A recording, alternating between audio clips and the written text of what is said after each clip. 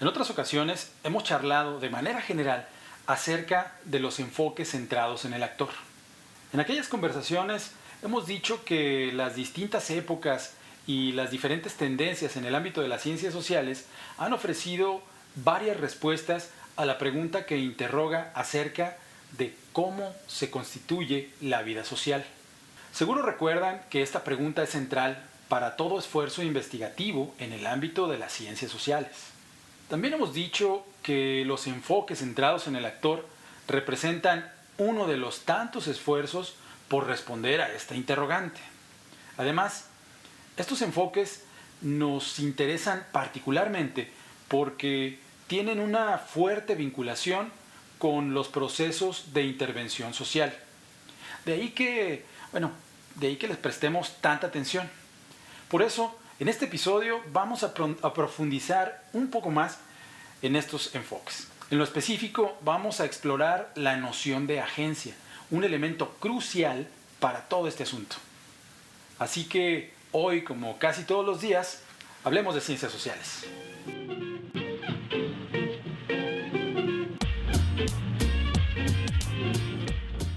Primero que nada, necesitamos discutir un poco acerca de la noción de agencia. Esta es fundamental para cualquier enfoque centrado en el actor. Hay que preguntarnos entonces, ¿qué es la agencia? En principio, podemos decir que la agencia es una capacidad atribuible a los actores individuales y colectivos. Esta capacidad permite procesar reflexivamente la experiencia social y así poner en marcha diversos modos de hacerle frente tanto al entorno social como al entorno natural, aún incluso en las peores condiciones. Pienso, por ejemplo, en un escenario político de autoritarismo y coerción, aún en esas condiciones. Por otra parte, la agencia, en tanto capacidad, no es omnipotente, al contrario, se despliega en un medio que está lleno de limitaciones y está marcado por la incertidumbre. Piensen, por ejemplo, que nosotras y nosotros en tanto actores siempre nos enfrentamos a carencias de información, ya sea económica, ya sea política, ya sea social e incluso ambiental. Somos pues incapaces de saberlo todo, es como si nunca pudiéramos ver la película completa. Y pues así vamos por la vida, así se despliega la agencia. Y está bien, no somos robots, ni autómatas, ni parientes del señor Spock. En este punto vale la pena aclarar que la agencia suele expresarse en dos vías. La primera tiene que ver con las capacidades de saber, es decir, capacidades que llamaremos reflexivas. ¿Por qué? Porque estas capacidades nos permiten dar cuenta de cómo está la situación a la que nos enfrentamos. La segunda de estas vías tiene que ver con las capacidades de actuar, es decir, de poner en marcha un conjunto de acciones particulares derivadas de nuestro modo de ver el mundo y encaminadas a lograr, evidentemente, un fin. Pero insisto, no somos seres absolutamente racionales, capaces de analizar objetivamente todas y cada una de las variables del entorno y tomar la decisión más óptima. Por el contrario, buena parte de las ocasiones nos movemos en una dimensión socioafectiva y nos atraviesa definitivamente la serendipia. Seguro en otro momento discutiremos acerca de las teorías de la acción y las motivaciones que ésta tiene detrás. Por el momento podemos decir que los actores intentan solucionar las problemáticas a las que se enfrentan, sobre todo en el ámbito de la vida cotidiana, e intervenir así en el flujo social.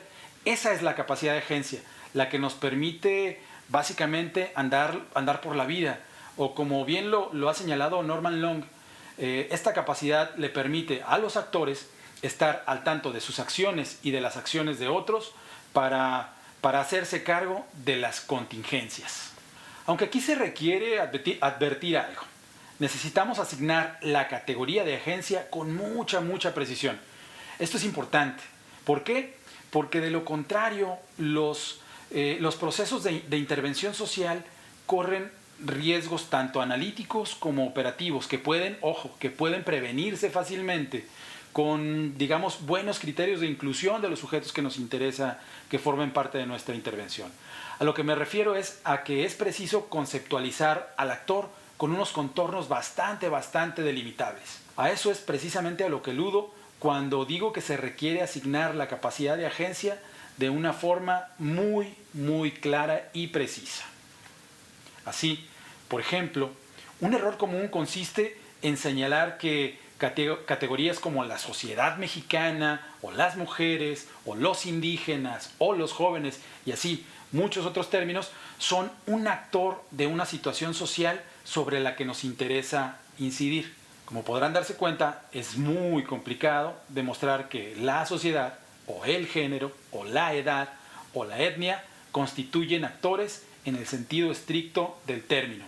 Es decir, que son capaces de tomar decisiones e implementarlas. Estas son categorías, mediaciones y no actores. No hay que confundirlas. En otras palabras, no basta definir de qué hablamos cuando hablamos de la sociedad, de los jóvenes, del género, etc.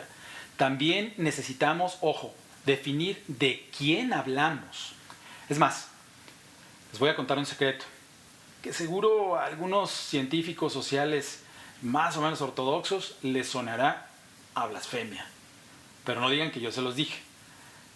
La sociedad, por lo menos en tanto actor, no existe como tal. En este sentido, Norman Long nos aconseja evitar los análisis que ostentan una mirada reduccionista en tanto que suponen que las acciones sociales equivalen al desempeño de roles sociales predeterminados o al cumplimiento de los preceptos derivados de las estructuras simbólico-normativas o de las jerarquías sociales. Hay que reconocer que aun cuando elementos como la edad, la etnia, el nivel socioeconómico y educativo y otros juegan un papel crucial en la estructuración de las acciones colectivas, no son elementos fijos ni inamovibles. La vida social es un proceso en construcción incesante. Más bien, lo que hay que hacer es enfocarse en dos aspectos.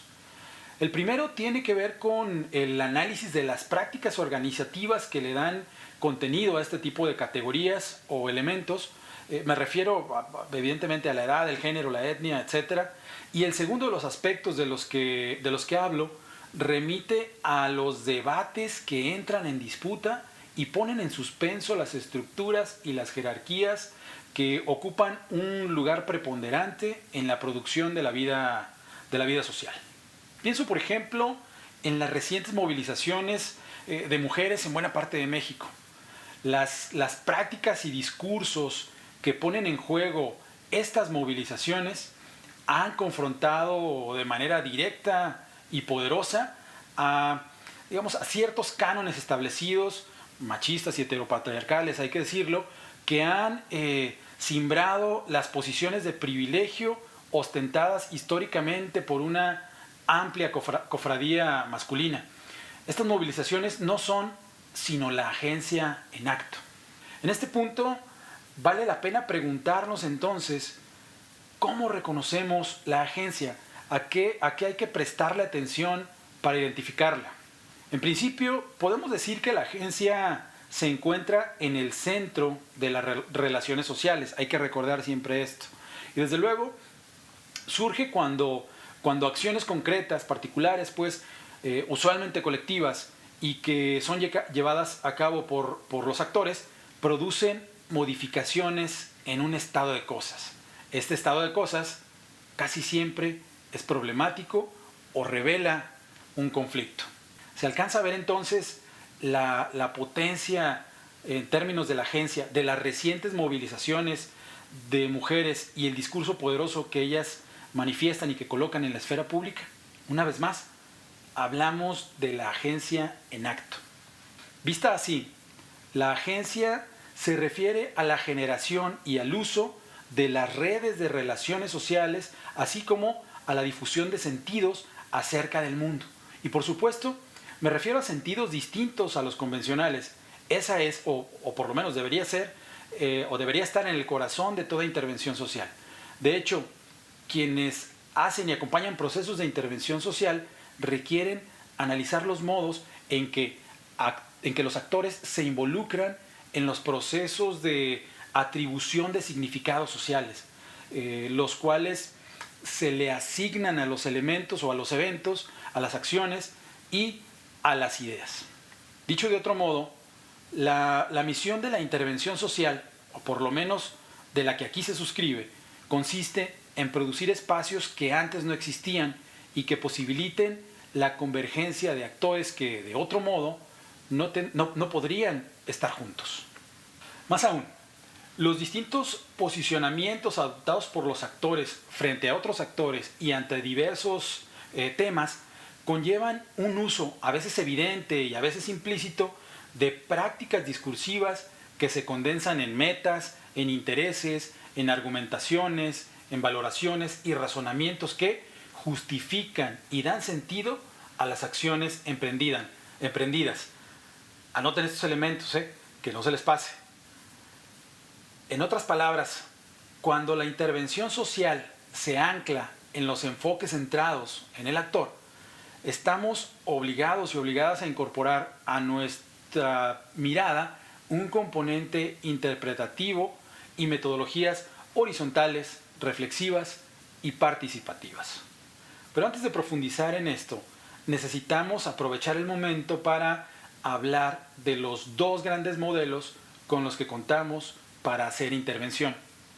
En primer lugar, podemos decir que hay una mirada más o menos convencional y otra que resulta relativamente emergente.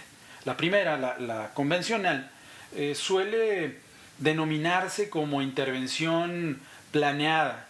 Esta consiste en un conjunto de estrategias encaminadas a, digámoslo así, producir transformaciones sociales y cuya particularidad es que se diseñan, se gestionan y se implementan e incluso se evalúan desde una perspectiva jerarquizada y vertical, es decir, de arriba hacia abajo. Muchas veces se elaboran incluso desde un escritorio con poca o nula participación de quienes se benefician o se perjudican de la aplicación de las medidas diseñadas. Quizá el mejor ejemplo de este tipo de intervenciones verticales se encuentra en el ámbito de las políticas públicas. Cuando esto es así, cuando la intervención es jerarquizada y vertical, se corren riesgos importantes que pueden conducir al fracaso de toda estrategia. Esto se debe a que desde un modelo vertical no siempre se reconoce que los grupos o actores locales formulan y persiguen sus propios proyectos, los cuales en muchas de las ocasiones entran en conflicto con, digámoslo así, con las visiones diseñadas desde un escritorio y que no cuentan básicamente con un conocimiento cercano y certero de la realidad sobre la que se quiere intervenir y por ende transformar. Ojo, desde luego que no quiero decir con todo esto que mandemos al abismo del olvido a las políticas públicas. Por supuesto que no, nada más lejano a la realidad. Más bien, mi intención aquí es visibilizar la existencia de otros modos de hacer intervención. Para esto es necesario comprender los procesos a través de los que las intervenciones, sobre todo las externas o verticales, ingresan en los mundos de vida de los actores, de manera que las intervenciones, o producen o profundizan los conflictos que pretenden resolver, o se convierten en parte del repertorio de los actores que posteriormente ponen en juego para hacerle frente a los problemas que emergen en su entorno. Por otra parte, ya dijimos que la intervención vertical y planificada no es la única existente. Más bien, lo que intento comunicar aquí es que, además de ese modo de intervención social, de lo que se trata también es de reconocer que toda intervención está moldeada por la interacción entre los diversos participantes. Esto implica, digámoslo así, un viraje en términos de los modos de comprender y gestionar la intervención. Este viraje se inscribe desde luego en el cambio paradigmático mucho más amplio en el ámbito de las ciencias sociales, en el que se desplaza la mirada para colocarse pues en los enfoques centrados en el actor. De esta manera podemos lanzar una primera definición de lo que es la intervención social participativa, es decir, del otro modelo desde el que se puede intervenir en lo social. Dicha intervención puede verse como un proceso en movimiento socialmente construido, negociado y además productor de significados. Ojo aquí, esta es una clave importante. Me refiero a que este modelo alude a un proceso horizontal que contempla el involucramiento de los actores durante todo momento. Por eso he puesto desde el principio el énfasis en la necesidad de reconocer la agencia. El viraje al que me refería hace un rato, a su vez, alude a, digamos en términos prácticos, a la integración de un análisis crítico que cuestiona las definiciones o categorías socialmente aceptadas o hegemónicas, digamos, y a cuestiones, o mejor dicho, al cuestionamiento de los supuestos, de los normativos y de los modos de hacer intervención, sobre todo los modos ortodoxos de hacer intervención. Y en última instancia se requiere que exponga las limitaciones conceptuales y teóricas de los modelos verticales y jerarquizados. Pero seamos más específicos. ¿Qué es exactamente aquello a lo que hay que apuntar el aparato crítico? Pensemos, por ejemplo, en los paradigmas de intervención planeada, que han sido hegemónicos en México hasta bien entrada la década de los 80 en el siglo XX. Este paradigma planteaba un modelo mecánico de la relación entre la aplicación, por ejemplo, de la política pública y los resultados que ésta produce. Las intervenciones de este tipo suponían un proceso lineal, progresivo, que comenzaba con la formulación de la política y continuaba con la ejecución de esta, hasta que básicamente se lograban los resultados esperados. El final de este proyecto consistía en el proceso de evaluación, que era posterior y hecha por los especialistas, de modo que fuera posible medir el cumplimiento de los objetivos. Y muchas veces esto ocurría a modo. Y bueno, buena parte de la política de desarrollo en nuestro país ha seguido estos pasos, pero bueno, esa es discusión para otro día. Hoy estamos en condiciones de afirmar, eso sí, que la visión a la que me refería antes es ingenua y simplista. Me refiero a la vertical y jerarquizada. Esto es así porque al efectuar intervenciones, ahora sí, desde los enfoques centrados en el actor, podemos darnos cuenta de que existe una compleja interacción de ida y vuelta entre el diseño, la implementación y los resultados producidos por las estrategias de intervención. Sobre todo, de cómo en cada una de estas fases la participación de los grupos y actores locales es una necesidad.